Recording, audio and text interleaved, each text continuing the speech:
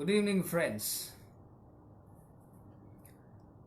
I'm so delighted to welcome you all to this interesting lecture series. And today we will try to understand art and architecture in colonial India. Art and architecture in colonial India. So, whenever we think or even talk of British imperial architecture, the first thing that comes to our mind is the majestic Viceroy's house in New Delhi. And obviously, it was constructed by a brilliant British architect, Edwin Lutyens, and this was completed in 1930s. All right. So, as the celebrated Indian writer Khushwant Singh has rightly described, this particular British imperial architecture was built on a wilderness of cactus, acacia, and camel thorn. I repeat, this is a very, very important observation made by Khushwant Singh, the celebrated Indian writer. And while describing how this was constructed, and this particular architecture was constructed, and he describes that it was built on, I quote him, a wilderness of cactus, acacia, and camel thorn, unquote. And it is very, very interesting to note that the writing, and in fact, while writing of the British imperial architecture or British architectural style, there are many historians who try to interpret the nature of the construction. And one of the interpretations made by a British imperial architectural critic and the writer Jonathan Glancy argues that this Viceroy's house, what we identify today as the President's house, Viceroy's house was a jewel in the crown of British. So what I'm trying to therefore explore here is there is a close connection between art, architecture, power, identity, dominance, and hegemony. So when we read art and architecture in British India, we are not therefore studying art and architecture merely as a contribution of the Britain, but we also need to see how therefore there is a close connection between art, architecture, identity, dominance, power, and hegemony between these things.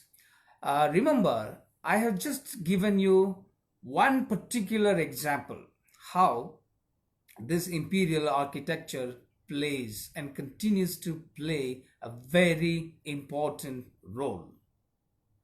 And now it's only the tip of the iceberg. There are many, many architecture that we need to explore. And today I will try to explain how there is a close linkage between the art and architecture in colonial India and the power dimension. Right? And having said this, we need to ask some critical questions. So, what are the questions that we need to ask ourselves? As historians, therefore, we always need to think out of the box by asking some critical questions, like what was the nature and culture of art in the post Mughal or British India? Where do we place modern Indian art, or in other words, colonial Indian art? Whether it was an era of change or it was an era of continuity, that also needs to be asked. And we also need to think beyond conventional or stereotype of understanding to contextualize colonial art in modern India within the broader context of power dynamics and identity politics. So, what we need to really look into this particular discussion is how, therefore, there are multi layered power dynamics which operated in colonial India. Uh, Now, when I was reading some of the important literature on art and architecture in colonial India, I try to examine very critically. For example, uh, the question always comes to our mind is, do I think that Britain's political authority took shape in stone? I always asked this particular question before reading any particular literature on art and architecture in colonial India. So, do I think that Britain's political authority took shape in stone, which was expressed in multiple forms? For example, if you read some of the important works on art and architecture, now you would ask a question whether the British contributed something substantial to the protection of Indian art and architecture, whether they introduced something new to project their identity and to make their presence felt and voiced. For example, Alexander Cunningham. I'm sure some of you must have heard of Alexander Cunningham. He was the founder of Archaeological Survey of India, and he was always very critical towards the colonial government, particularly Lord Canning. When Lord Canning was the Governor General of India, Alexander Cunningham always used to express his discontent. He always used to express his discontent, saying that during the 100 years of British dominion in India, I mean, during the 100 years of the British rule in India, the government had done nothing towards the preservation of its ancient monuments. Right? This is a very, very important. So, this is a very, very interesting observation made by Alexander Cunningham. He said, so far the government had done nothing or little to protect and preserve ancient monuments, and hitherto the government had been chiefly occupied with the extension and consolidation of British Empire. So that itself says a lot how therefore the government was always interested in politics, how the government was always interested in power, how the government was least interested in protecting monuments, arts, architecture, and so on and so forth, particularly of India. So now the question is, it is in this context how historians try to understand the art and architecture in colonial India. For example, there are many scholars, for instance, Gayatri Sinha. She has worked extensively on art and visual culture in India as an art critique, and the period that she has selected is 1857 to 2007. And the second important scholar that we can think of is G.A. Bremner. And he also worked extensively on architecture in urbanism in British India. And the third important scholar that also is very, very interesting as far as art and architecture in colonial India is Partha Mitter. So Partha Mitter teaches at the University of Sussex, UK, and he has come out with a very interesting study called Indian Art and Arts and Nationalism in India. And similarly, you also have scholars like Tapati Guha Thakurta, and she is, in fact, the director and professor in history, Center for Studies in Social Sciences, Calcutta. And she has come out with a very brilliant work titled Monuments, Objects, and Histories, Institutions of Art, Colonial and Post-Colonial India. And there are similar other studies which, in fact, give us a detailed account how there is a power dynamic between the colonial art, architecture, and polity. And in fact, there is also another important work by Gavin Stamp. And in fact, he is a British architectural historian who has done extensive research on British architecture in India, particularly from 1857 to 1947.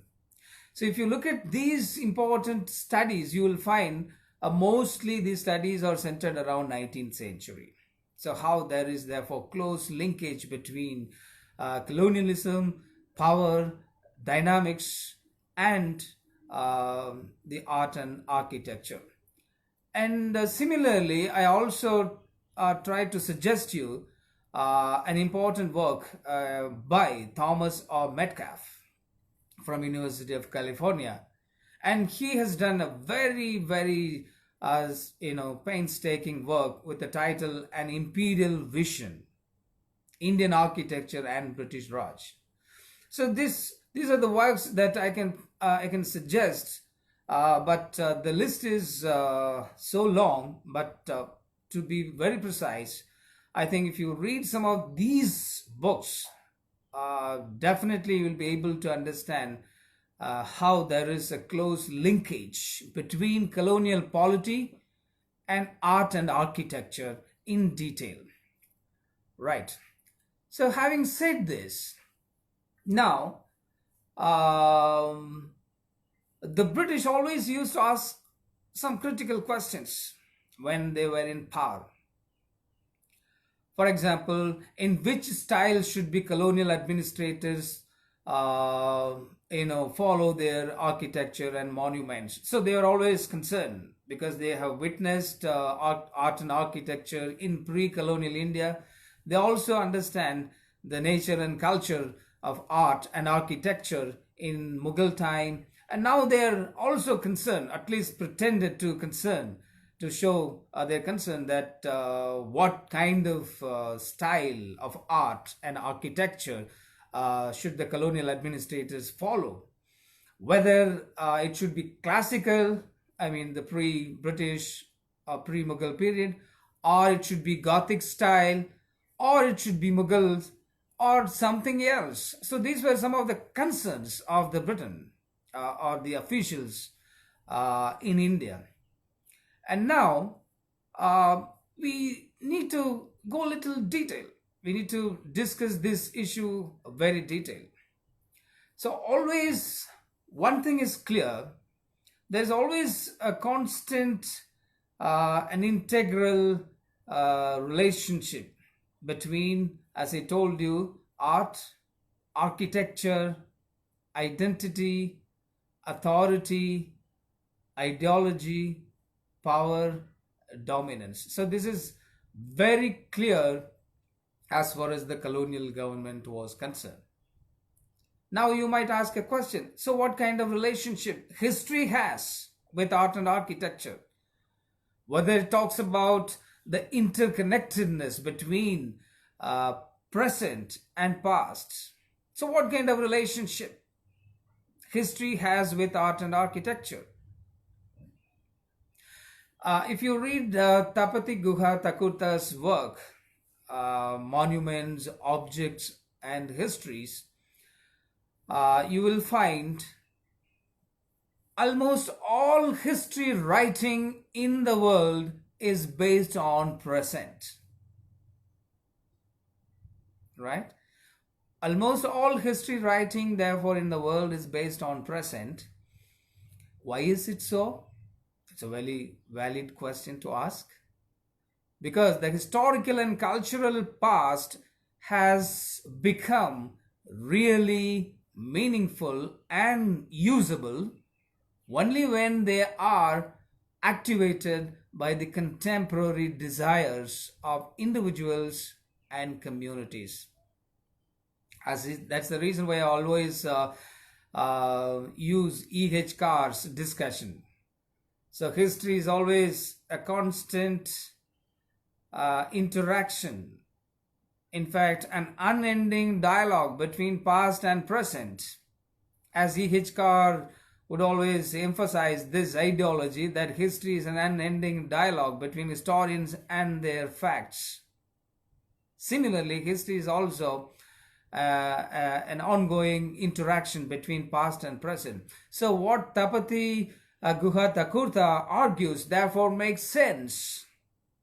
The historical and cultural past therefore become really meaningful and usable only when they are activated by the contemporary desires of individuals and communities, and most powerfully by the will of nations.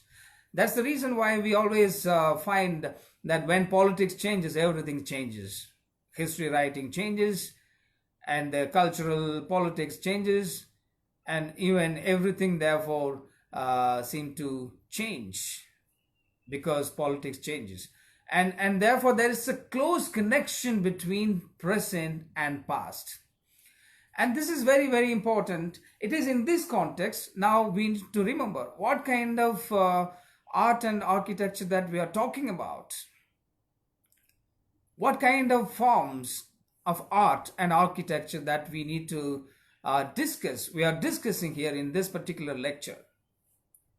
Whether museum as an art and architecture, whether antiquities are a form of art and architecture, or sculpture, or inscriptions, coins, it's very important. And if you read a scholarly study of Kavita Singh's, museum is national. Museum is national. And in fact, Kavita Singh teaches at JNU, Arts and Aesthetics Department. And in her very, very important article, Museum is National, she argues that there are two kinds of arts. Obviously, India witnessed two kinds of arts. One is antiquities. What do we mean exactly by the term antiquities? It could be monuments, including museums. It could be sculptures. It could be inscriptions. It could be coins. And it could be relics. That obviously could yield information about India's historical past. So this is therefore can be classified as one of the most important component of arts in India, antiquities. The second important kind of art that we are talking about is industrial arts. So it could be the living craft skills that were so admired in Europe, since there was a great demand for skilled work, particularly craft skills. So the British always, therefore, tried to, patronize or extend patronage towards this particular kind of art. So it could be, therefore, a different kind of work. It was seen, therefore, as an opportunity to generate economy on the part of the colonial government. It could be textile, it could be woodworking, or it could be metal work. So what I'm trying to say is India, therefore, during the colonial time, witnessed two kinds of arts and architecture. One is antiquities. It has a range of components. And the second important kind of art that we're talking about is industrial art. So therefore, you need to be very clear. So what are the kinds of art and architecture in the colonial time? Now, how did the British view Indian art and architecture? Whether they patronized Indian art and architecture, whether they really loved Indian art and architecture, whether they tried to do something officially to promote, protect the Indian art and architecture. This is really a very, very important question as historians that we need to ask ourselves. For example, the Oriental scholars, including William Jones, uh, the moment you think of William Jones, the first thing that comes to our mind is Asiatic Society of Bengal, right? And it was William Jones and some of his contemporary, uh, scholars. They realized that India had tremendously rich potential of the visual artifacts, and therefore they established what a society called Asiatic Society of Bengal in 1784. Uh, and this is a very, very important turning point in the history of colonial intervention. So, under the broader umbrella of Orientalism, and they try to study Indian language, Indian sculpture, Indian civilization, and so many other important dimensions of Indian history. So, and the fact of the matter is, the remains of art and architecture, I underline the term, the remains of Indian art and architecture, therefore, were always seen merely as monuments of ancient past, and they were not seen as specimens of art. Right? So you need to know the distinction between the two. So the colonial government always tried to see art and the sculpture of India merely as monuments, and they were not seen as specimens of art.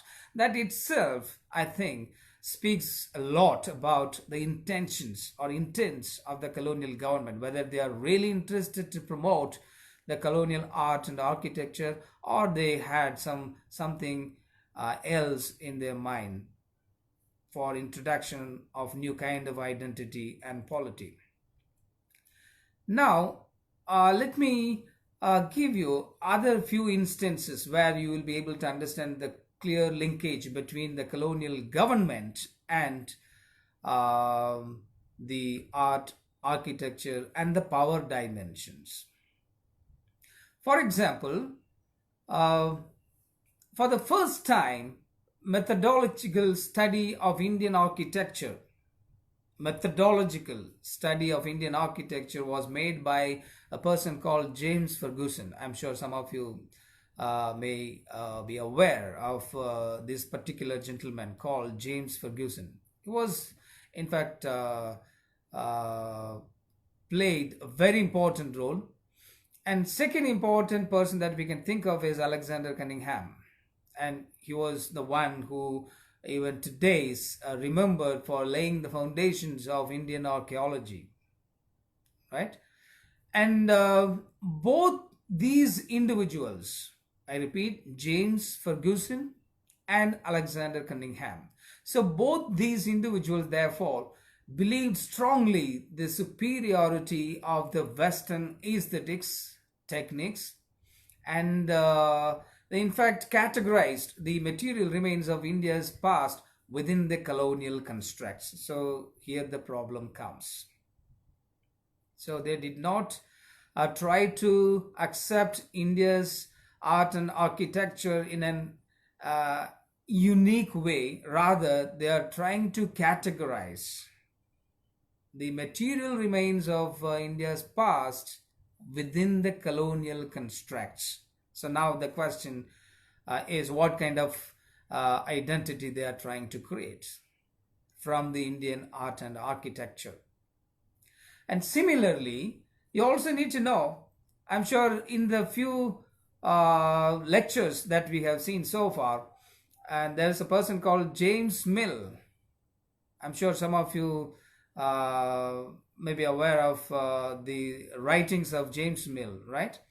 And if James Mill is known for the classification of Indian history into Hindu India, Muslim India, and British India, here there is a person called James Ferguson who is known for classifying art and architecture into Hindu architecture, Buddhist architecture, Islamic architecture, and British architecture.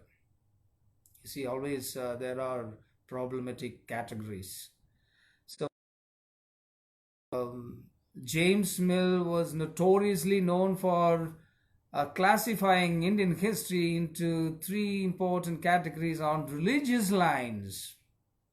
Here, James Ferguson also is trying to repeat the same thing. So it's very important. Therefore, he classified the Indian art and architecture on religious lines. So here is also another important problem comes when the colonial government tries to give religious color to art and architecture. Now, another important dimension of colonial art and architecture, the power dimension, the identity dimension, the hegemonic dimension of colonial art and architecture.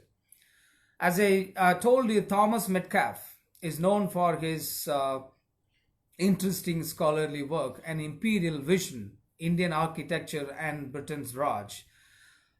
He argues persuasively that the Britain's political authority took shape in stone.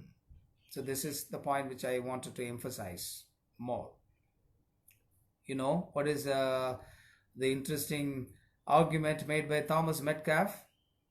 The Britain's political authority took shape in stone. That is a very powerful statement. So here he is not merely looking at the British art and architecture as specimens of art. Rather, he is criticizing the colonial art for having a different identity, the identity of power, the identity of dominance. So what exactly he is trying to suggest to us?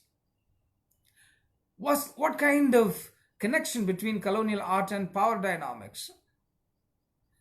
It's very important, and he also says to study colonial architecture, underline, to study colonial architecture is therefore to study the distribution of power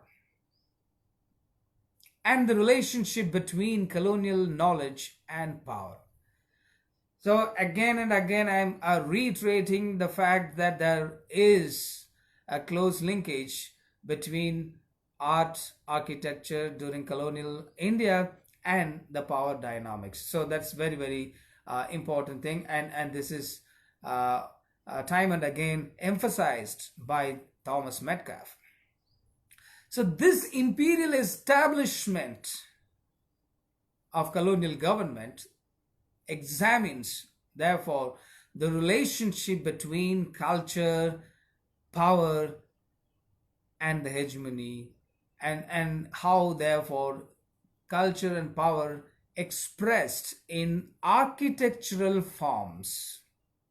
We are not, therefore, trying to suggest that it had a political dimension, but the architectural forms, therefore, had power dimension. The architectural forms, therefore, had power dimension. That's the point that was suggested by Thomas Metcalfe and others. For example, Thomas Metcalfe argues that British architecture can be broadly divided into two categories. The first category that he is talking about, those monuments established before 1857. in Delhi, or it could be in Calcutta, Bombay, or Madras. And in these establishments, in these monuments, as Thomas Metcalfe claims, that the British had proved themselves as imperial rulers. So before 1857, the British, therefore, according to Thomas Metcalfe, through the East India Company, of course, proved to be imperial rulers. This is the first category of art and architecture that we are talking about before 1857, obviously before 1857 revolt. And the second important architectural form that he is talking about is after 1857. It's almost dividing the history into before Christ or Anno Domini, and after Christ. So it's very important, and here also he's trying to classify the colonial arts before 1857 and after 1857. So what happened in after 1857? Let's listen this argument very clearly. And the architecture after 1857, therefore, only made the British to be actual conquerors, but almost like the legitimate indigenous rulers, linking directly to Mughal architecture. Is it clear? I repeat once again, this is a very, very important argument. In the 1857 time, after 1857, therefore, the British architecture after 1857 revolt not only made them to be actual conquerors, but also almost like legitimate indigenous rulers. This is how they are trying to change their identity. Not necessarily as imperial rulers, but as legitimate indigenous rulers, claiming directly from the descendants of the Mughal architectural style. So this is also, I think, is one of the fascinating shifts that is taking place after 1857. So now the question is, how did they exhibit this art and architecture? Let us try to understand this one by one. What kind of architecture that we are talking about, and why this colonial art and architecture, therefore, needs to be necessarily studied within the broader discourse of power and dominance. I'm sure you must have visited at least museums, right? So the idea of museum, particularly in the National Museum, I'm not talking about the National Museum in India, of course, it's also one of the most important examples that we can think of, how museum can be constructed as a colonial architecture. Museum can be constructed as a colonial architecture. Obviously, therefore, it suggests that colonial government had a power dimension to the notion of museum as well. How museum can be considered?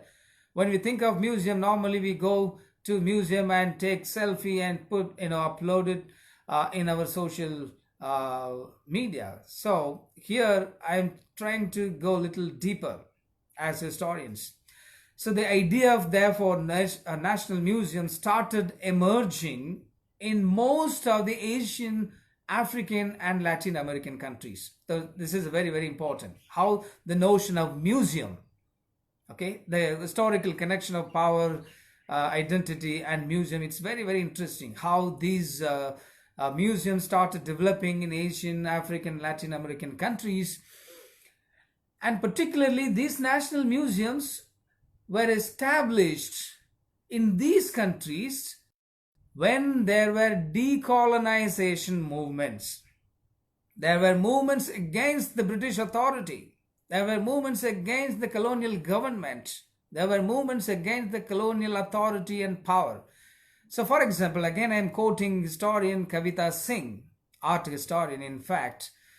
Museum is national. She argues that along with the national museum or national anthem, Along with national anthem, you have national emblem, you have national festival.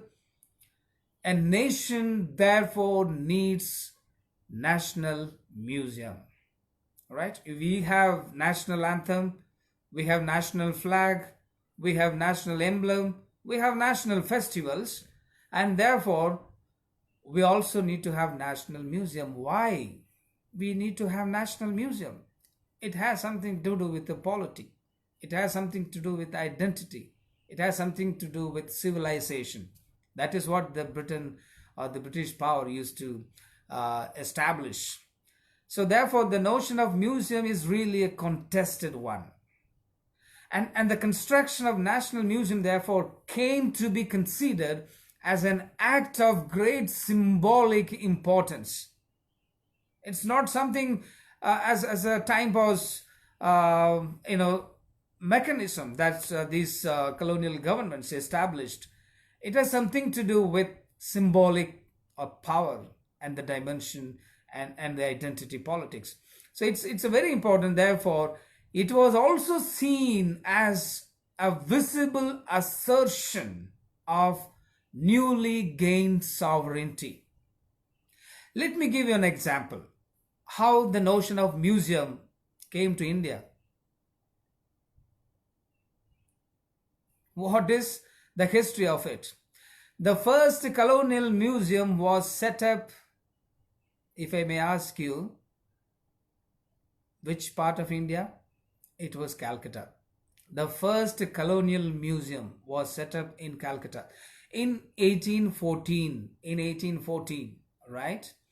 And this museum, Calcutta Museum, had different names like Indian Museum, Imperial Museum, and so on and so forth.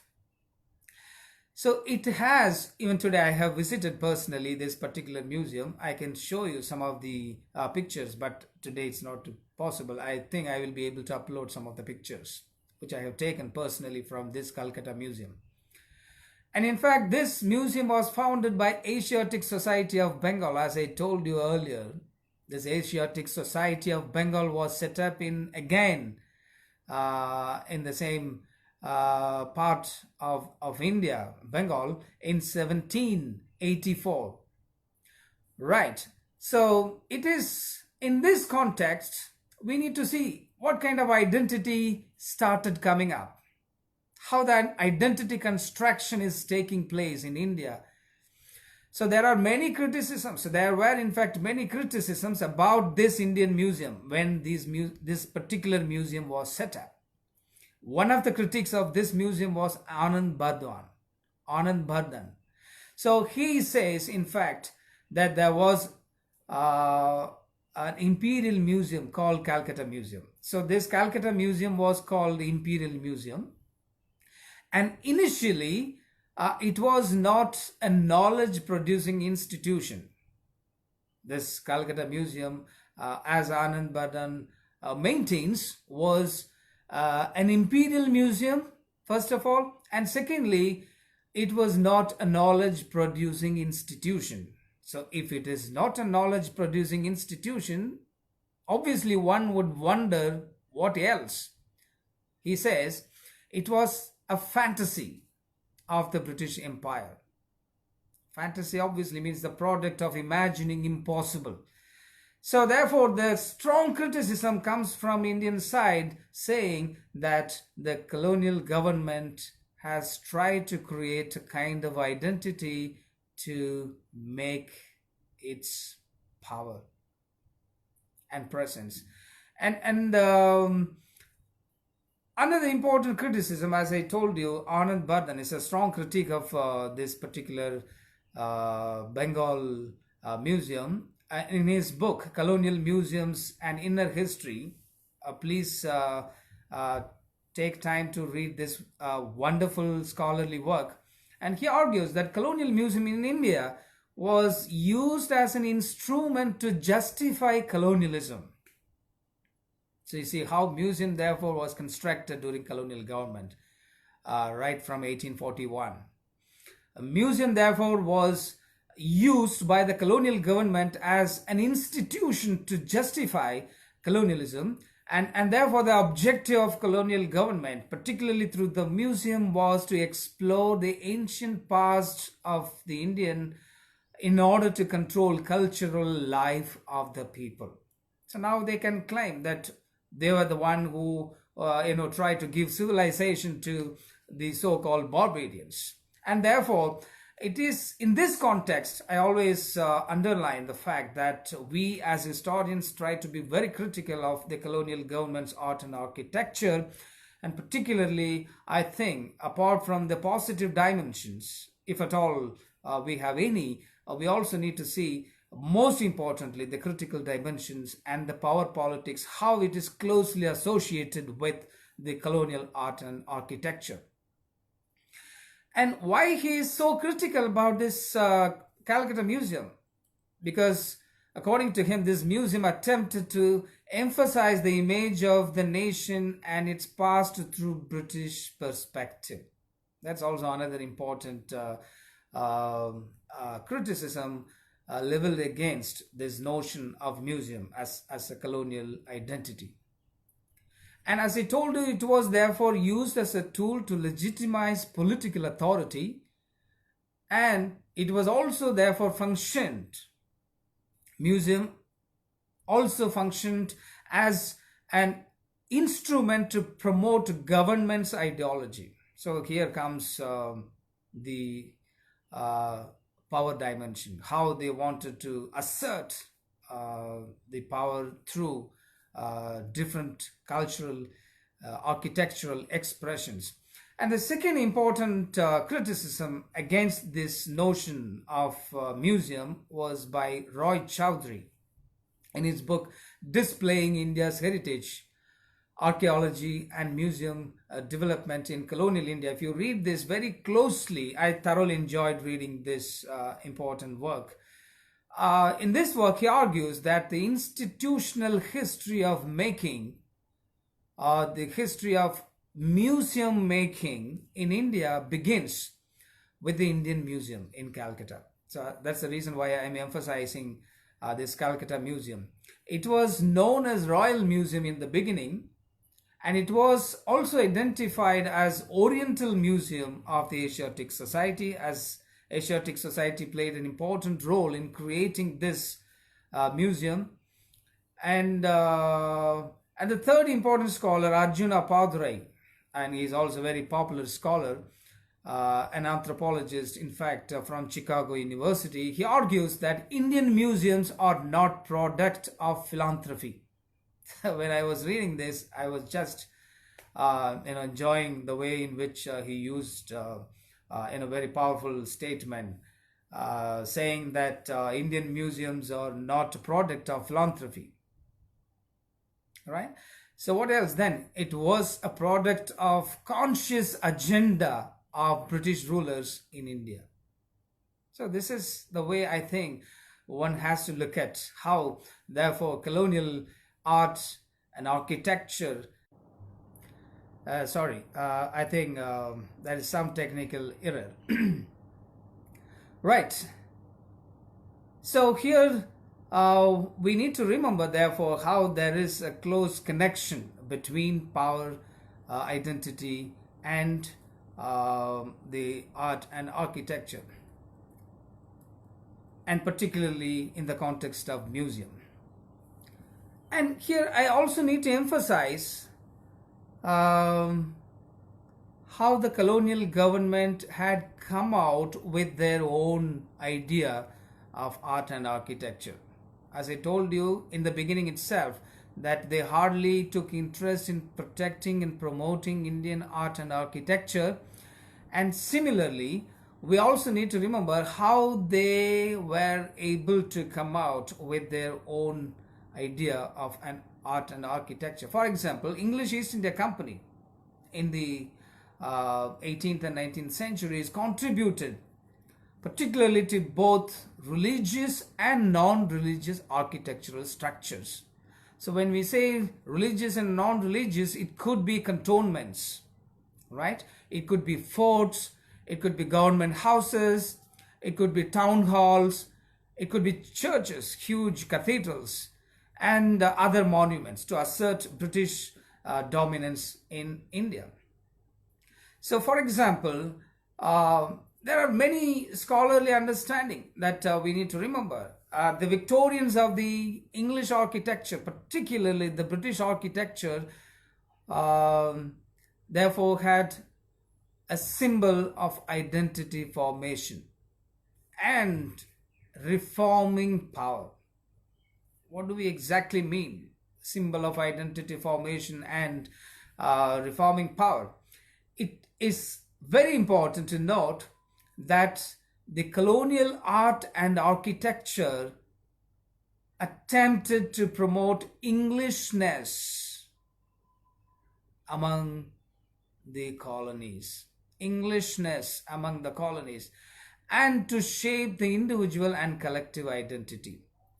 So now, even a person wants to protest against the colonial government after looking at these colonial structures, which I imagine would be able to appreciate the colonial government's contribution, and thereby these sympathizers of the colonial government will be able to make themselves as someone who can always be loyal to the British. I think that's what we need to remember, how the colonial government therefore tried to create a kind of feeling among the people, how English speaking, the British were here in India to promote the welfare of the people and to promote the goodness among the people rather than as strangers. So this was the feeling, therefore, started coming up as the intentions of the British or the colonial government, try to project as the paternal despots, or the one who can do good things to the people. So this was therefore an attempt made by the colonial government to shape individual and collective identity. So there are a range of arts and architectural forms that we can think of, particularly introduced by the colonial government. So the first important form of art and architecture, it could be Gothic or Indo-Saracenic, and most importantly, this is a kind of art introduced in Western Europe. So these things were already there in their countries, and therefore they wanted to promote their cultural expressions in the colonies. So therefore India became the battleground for their venture. And Gothic art, in fact, you might see a number of Gothic arts in India. In India, particularly in Bombay, in Madras, or in Calcutta, you find a large number of Gothic arts. And Gothic first emerged in northern France in the 12th century AD. And Gothic art, most importantly, is visible almost in many parts of Bombay. Those of you who visited Bombay, please make sure, those who have a plan to visit Bombay, please make sure to visit these places. You find Gothic art almost everywhere. Like Bombay had Gothic law courts, Gothic post office, Gothic PWDs, secretariats, convention hall, Gothic university library, and many more. See, it's very important how therefore they try to take something from their native countries and try to introduce in India, and to project and to consolidate their identity and power. And most importantly, we need to remember that Gothic buildings in India therefore represented power of the British. And this is the reason why I always emphasize that the colonial art and architecture should not necessarily be studied as specimens of art or as monuments. On the contrary, as professional historians, we also therefore need to see critically how these are the institutions of power. anti-power and other identity politics. So therefore, it's very important. As I told you, British art and architecture in India is closely related to authority, ideology, and modernity. Authority, ideology, and modernity. So it's very, very important. It is in this context I need to discuss two important aspects: the schools of thought of British art. So, interestingly, one school of thought emphasizes European style, exclusively European style, right? And the second school of thought is somewhat a departure from this European style, but they are were trying to adopt Indo-Saracenic style. I'll explain one by one what kind of school that we are talking about. The first important school is European style, exclusively European style. For example, the British art historian, as I have told you in the beginning itself, Gavin Stamp, in his important article, British Architecture in India, he argues that the contributions were made by British architects need to be studied historically, number one. And secondly, there are two important architects, British architects, who played a very important role. The first important British architect was Roger Smith. Architect was William Emerson. So why I'm saying all these names is to make you understand that there are different schools of thought even within the entire structure.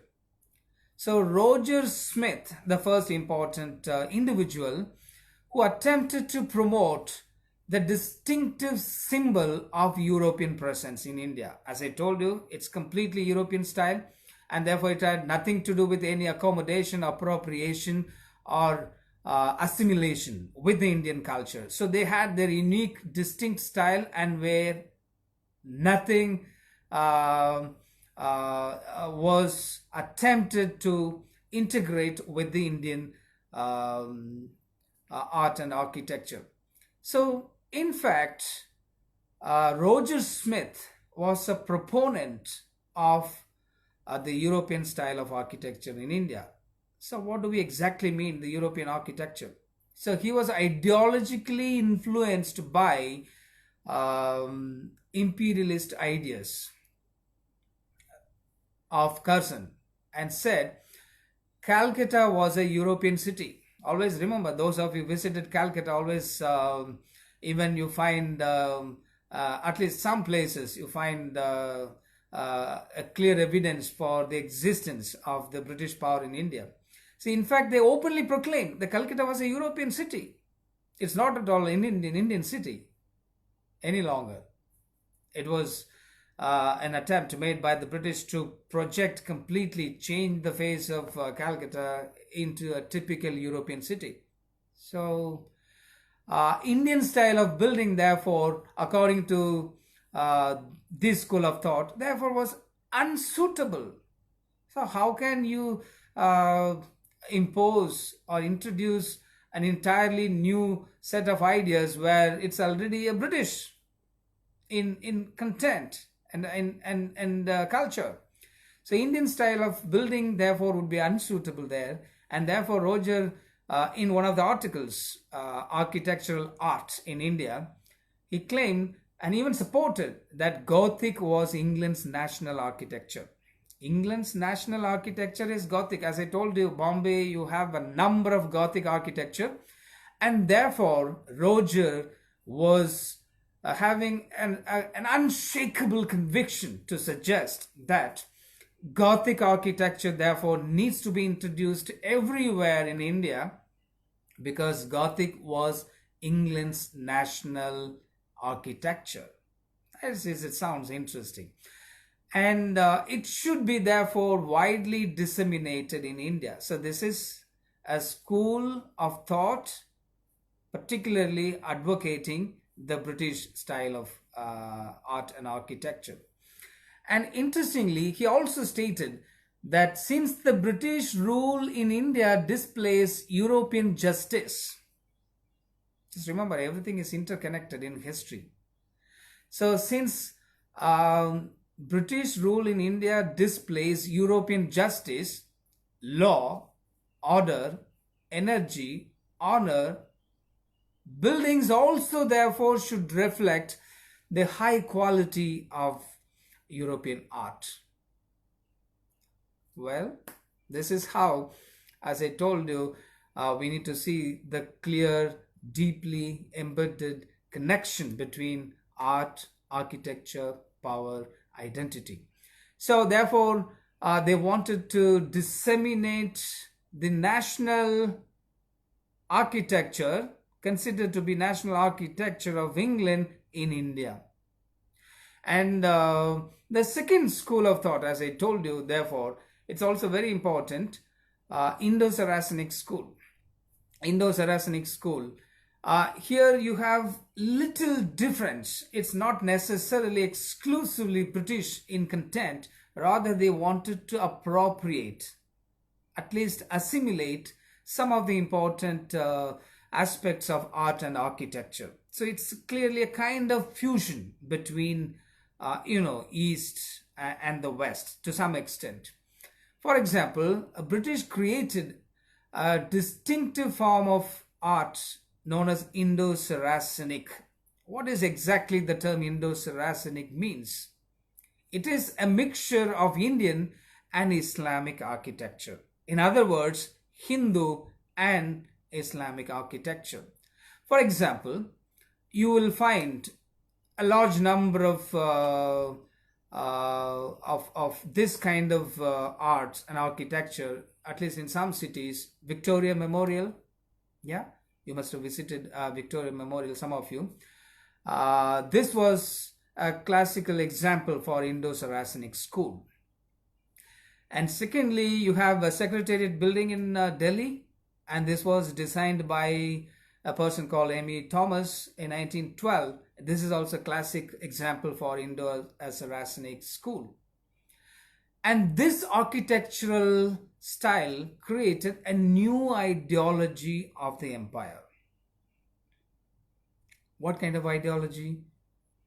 The Indo-Saracenic colleges, courts, post offices, railways became widely spread in different parts of India, particularly in Bengal, Madras, and Bombay. And the British therefore proclaimed supremacy by reshaping India through art and architecture. I need to emphasize here with some example. What is exactly Indo-Saracenic school of thought? What kind of ideology it started disseminating? One of the most important persons, architects, British architects, William Emerson. He was in fact president of the Royal Institute of British Architecture, and he worked extensively to promote Islamic architecture in India. Remember, it's a complete different aspect that we are talking about. The earlier one was completely European in content, and here some important British architects had a kind of interest to fuse the architecture of the East with the architecture of the West. So William Emerson therefore played a very, very important role. And what is the argument? It's very interesting. He argued that the conquering nation should not introduce a new style of architecture in a conquered nation. Of course, he is not an Indian, and it is very, very difficult to expect such a statement from a Britisher, right? So, the point is, a conquering nation, obviously England, conquered nation, obviously India, and therefore he reiterated the fact that England should never introduce its own art and architecture in its colonies, particularly in India. Why? As a historian, you need to ask this question, critical question: why?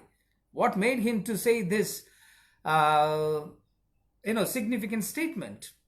Because he was against the exclusive use of European styles, and he preferred Mughal architectural style.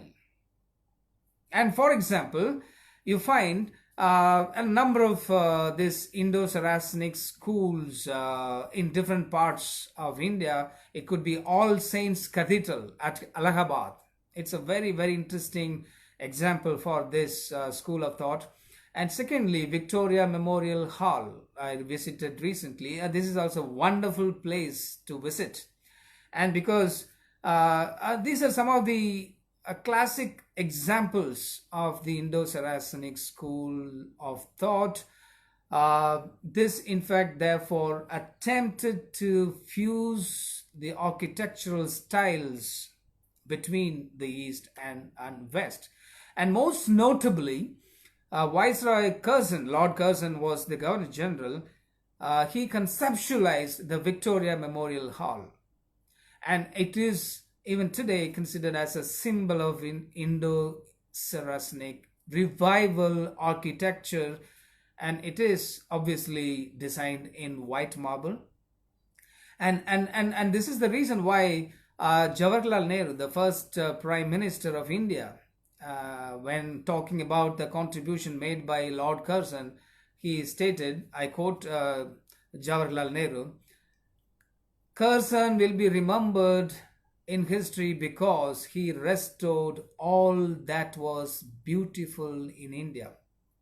Obviously, Jawaharlal Nehru is not making this particular statement with specific reference to Victoria Memorial Hall. Obviously, he is also making this statement how during this particular time, particularly when Lord Curzon was the Governor General and Viceroy of India, he made a series of initiatives to protect and promote Indian art and architecture. So this is something that I wanted to discuss, how therefore this Indo-Saracenic school therefore tried to create a kind of fusion in India and therefore creating a different identity. Now, it is in this context we need to see how the colonial government has come out with different ideas of art and architecture. For example, if you read the history of Gayatri Sinha's work, Art and Visual Culture, particularly she is talking about the 1857 and 2007, she argues that Calcutta, Bombay and Madras, even Shimla, became important centers of displaying art. As we already know that Bengal presidency, Bombay presidency and Calcutta presidency, all these presidencies played a very important role. But as far as art and architecture, these centers therefore started taking a new shape. And similarly, the notion of urbanism itself became an important subject of art in the colonial government. So we have therefore Madras School of Art, the Mayo School of Art in Lahore, and Bombay School of Art and Calcutta School of Art. So you find therefore these four important schools of art therefore played a very, very important role in creating an identity for the British rule in India. And now you might ask, what kind of themes promoted by the Western art in India? So how for the Western art and architecture is different from the Indian art? Whether you have similarities or differences. Obviously, it is a kind of departure from the Indian art, and therefore you have a kind of new identity and new dimensions in the colonial time. And implications of Western art and Indian art, therefore, are huge. Most importantly, the notion of modernity comes into picture, largely because of the introduction of colonial art. And the notion of nationalism, and particularly, is also an important intervention that we need to look at. And the notion of egalitarianism, it's also something that we need to see largely in the context of the colonial art and architecture. So, what I'm really interested in this particular lecture is how, therefore, the introduction of Western art created profound changes in India. So, if you read the historian Partha Mitter's work, Indian artists in the colonial period, so he makes a very interesting argument saying that the introduction of European academic art therefore created profound changes in India's art and architecture. So, how this was possible? For example, a new range of ideas of arts started coming up, and mostly influenced heavily by the colonial art. It could be oil portraits, for example. It could be naturalistic landscapes, or it could be history paintings. So similarly, art schools, art societies, art exhibitions, and art reviews in newspapers therefore promoted a range of academic art in colonial India. So what we are therefore trying to understand is the colonial arts or art and architecture in colonial India not only tried to create its own identity, but it also tried to create new forms of expressions, new forms of identity in India by shaping the existing notions of Indian art and architecture. Now the question is, when I always wonder, what is the most important contribution of Indian artists during colonial times? It's not something we are completely thinking about the colonial rulers. We also need to see how Indian artists played very significant role in the colonial government or during the colonial period. When I was reading some of the important works of some significant scholars on art and architecture, I tried to understand that the beginnings of modernism in Indian art particularly needs to be explored historically. So there is a very important shift that is taking place from pre-colonial to colonial and from colonial to modern. And the beginnings of modernisms in Indian art therefore are contested. There's no clear picture as to how and when the modernism in Indian art therefore started. And this is the view expressed by Gayatri Sinha in her edited volume, Indian Art and Overview. So those of you who have access to these books, please take a look at these readings. These are all really an important work. And in this work, Gayatri Sinha makes a very, very clear and simple, precise, pointed argument, saying that the modernization of Indian art can be traced back to Raja Ravi Varma.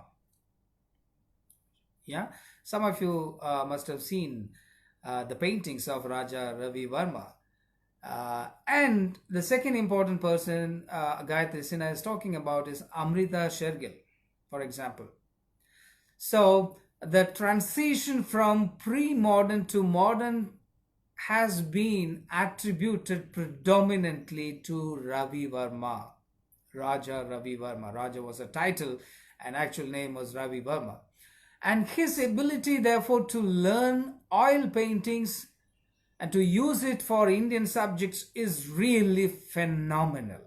And those of you have a provision to these works, please take time to go through Ravi Verma's paintings and the ways in which Ravi Verma provided the image of gods represented with theatricality and sensuousness was suddenly perceived as modern. So this is how Gayatri Sinha tries to argue in her book. So what is the contribution? What is the contribution of Ravi Verma? Why we are talking high about Ravi Verma? For example, he painted, most importantly among others, the Madras governor of Duke of Buckingham.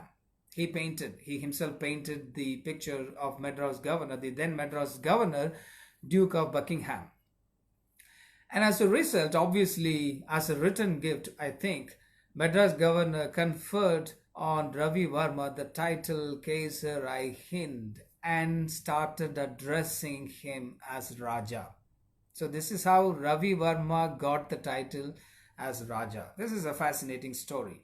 Well, and another important thing that we need to remember is how art historian Ramachandran, in his article Ravi Verma, the marketing strategies of a modern Indian artist, he has studied Ravi Verma critically and historically, Ramachandran. And in fact, when talking about Ravi Verma, he argues Ravi Verma was the first Indian painter to qualify for this distinction. Why? He was attracted to the medium of oil painting, which had patronage of British rulers. Always remember, the British had really patronized this oil painting, the culture of oil painting, as a result of which they were able to promote the artistic work of Ravi Verma. And in a similar vein, he also studied Mughal and Rajput miniature paintings, Ravi Verma. And his family was an offshoot of Travancore rulers. Okay. And these Travancore rulers obviously were patterns of art and culture. And it is in this context he received education only informally. So he received education only through Indian classics in the traditional system without any orientation in the Western system of learning. This is a point to be noted. So how therefore Ravi Verma, as a painter who got the title Raja, was able to make his presence felt through his creative works. And he learned the fundamentals of oil painting from a person called Theodor Jensen. Who was this Theodor Jensen? Theodor Jensen was a Danish-born British artist. So always remember, Ravi Verma therefore has made very interesting historical contributions to Indian art during colonial times. In fact, Ramachandran, he has done a very important work about Ravi Verma's contribution. He says, during Ravi Verma's time in Kerala, only courtesans and mistresses of Maharaja were used to wear saris and blouses. So this is also a very interesting story, how the breastcloth controversy can be studied through this particular work. So Ravi Verma's contribution to Indian art therefore is really phenomenal and historic. As a critique of art, Ramachandran in his study argues that during Ravi Verma's time in Kerala, only courtesans and mistresses of Maharajas were used to wear saris and blouses, and the lower caste women were not allowed to cover their upper portion of their body as mark of respect to caste Hindus. And nevertheless, Raja Ravi Verma therefore was conscious of the growing concept of Victorian morality. Remember, So this concept of Victorian morality therefore created a huge impact on the work of Ravi Verma. So it is this Victorian morality of which influenced the work of Ravi Verma. Therefore, he himself, Ravi Verma himself, clothed his female figures in lengthy saris and blouses. How nice this to understand, right? So at a time when only the higher sections of the society had the privilege to cover themselves through proper clothes, and the other disadvantageous sections were having least provision, and it was for the first time possibly he was able to demonstrate, and this demonstration was possible largely through the Victorian morality. So you see how the colonial art, the colonial notion of the Victorian morality therefore created a huge impact, ideological impact, particularly in the mind of Raja Ravi Verma. And this is a classic example how he clothed his female figures in lengthy saris and blouses. Particularly if you read some of the literature and the paintings of Ravi Verma, and I can quote some of the paintings, particularly Lady with Fruit. These are some of the paintings, right? Nair Lady, Tamil woman playing Sarabat, Shakuntala writing love letter, and Rama breaking bow, and victory of Indrajit, and so on. I just mentioned some of the paintings. So if you read these paintings very closely, you will be able to understand how the colonial notion of Victorian morality therefore really changed the mindset of Indians, particularly Raja Ravi Verma. And here, this is something that we need to remember. Here the question of modernity comes into picture. The question of modernity comes into picture.